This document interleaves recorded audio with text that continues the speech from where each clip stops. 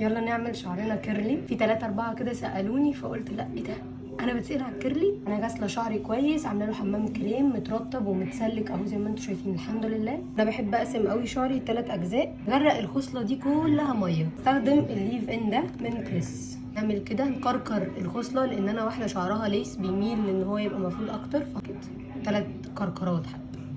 بس هي اللولوه دي اول ما بتنشف بتاخد فوليوم كده وبتبقى عامله زي البلح اللي معمول بالمكوسله جديده. ميه حط شويه من الليف ان نوزعهم